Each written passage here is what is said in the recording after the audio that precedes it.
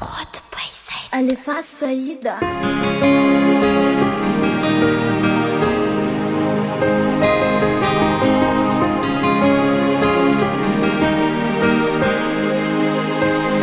Fa zaho antsisa rotiny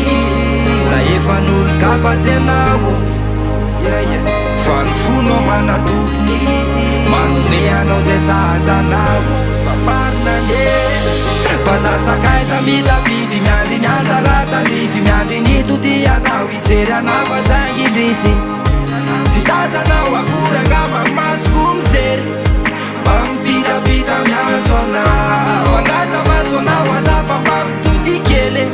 fefatry ny elano naniry anao vetivety any na defa potipoty miazany afany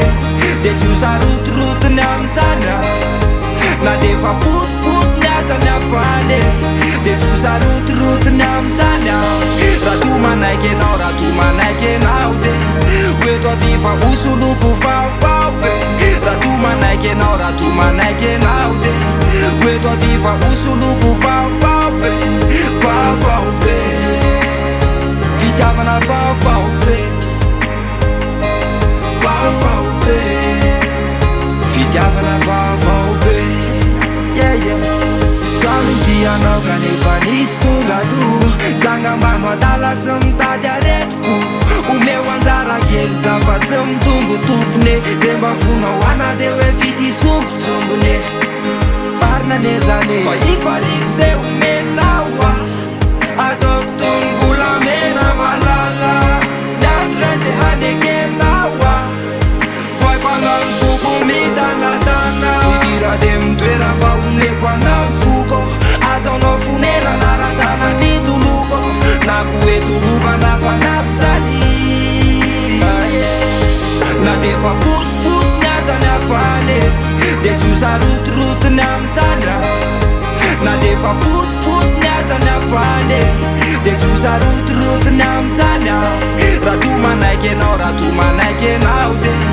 oeto aty fa hosoloko vaovao be raha to manaiky anao raha to manaiky anao de oeto aty fa hosoloko vaovao be vaovao be fitiavana vaovao be vaovao be fitiavana vaovao be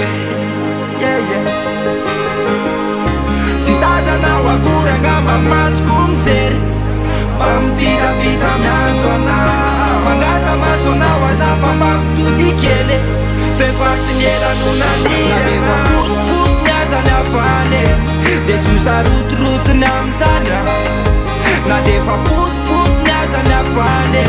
de tsy ho sarotorotony am'zany raha to manaiky anao raha to manaiky anao de oeto aty fa hosoloko vaovao be raha to manaiky anao raha to manaiky anao de oeto aty fa hosoloko vaovao be vaovao be fitiavana vaovao be vaovao be fitiavana vaovao be